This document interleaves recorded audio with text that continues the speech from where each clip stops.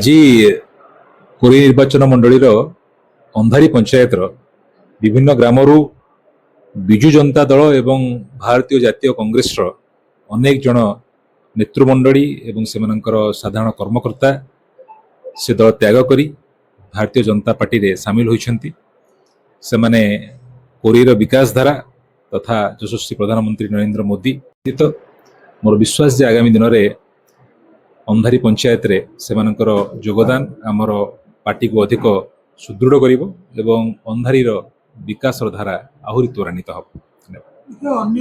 ଆଜି ସେମାନଙ୍କୁ କହୁଥିଲି ମୋର ବକ୍ତବ୍ୟରେ ଯେ ଅନ୍ଧାରୀ ପଞ୍ଚାୟତ ଅନେକ କିଛି କାମ କରିବା ବାକି ରହିଛି। ଆଗାମୀ ଦିନରେ ଖୁବ୍ ଜଲ୍ଦି ସେଠି ଆମେ ଏକ କିଛି ଶୁଭ ଭିତ୍ତିପ୍ରସ୍ତର ସ୍ଥାପନ କରିବାକୁ ଯାଉଛୁ ଏବଂ ଅନେକ କିଛି ପ୍ରକଳ୍ପ ମଧ୍ୟ କାର୍ଯ୍ୟାରମ୍ଭ ହେବ। ନିଶ୍ଚିତ ଭାବରେ ମୋ ବିଶ୍ୱାସ ରହିଛି ଆଗାମୀ ଦିନରେ ଅନ୍ଧାରୀ ପଞ୍ଚାୟତର ବିକାଶ ନିଶ୍ଚିତ ଭାବରେ ଶୀର୍ଷରେ ପହଞ୍ଚିବ।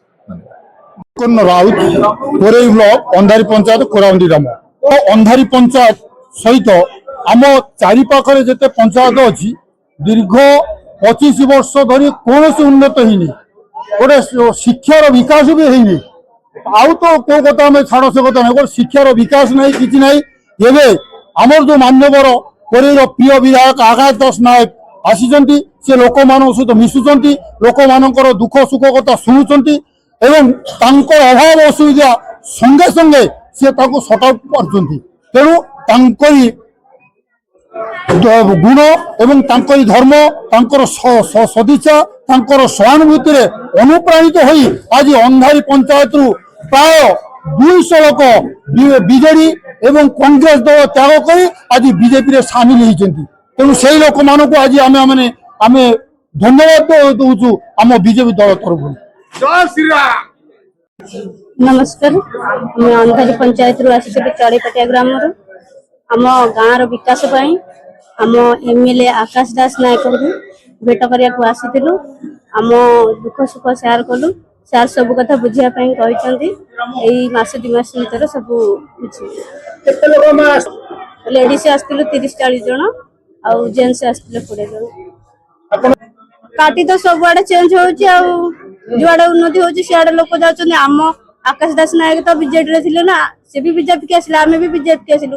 हम पार्टी जोड़ा वाला आमे सेड जीवु। नमस्कार, मु सरस्वती बेहरा को पंचायत में आस्तिलो अंधारी केते लोक आस्तिलो? ना अंधारी 40-50 लोक आसीछु। स्त्री लोक केते पुरुष सेमति किछि कहि परिबेनी।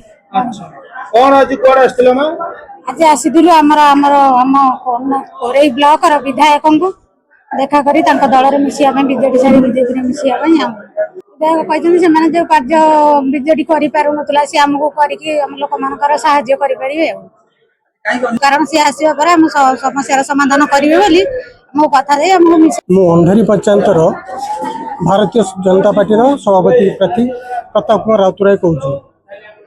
आज बहुत सुखर कथा, आज आम ग्रहण रे अंधारी पंचायत विभिन्न दलरू आसी आम भारतीय जनता पार्टी रे सामिल होइतिबारु आमे बहुत खुशी।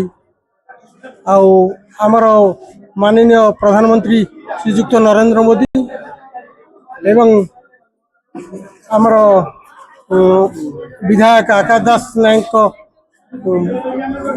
भल पाइबा आउ कोरेई को एक समृद्ध कोरेई गठन करबा पई आमे समस्त को एकजुट कर।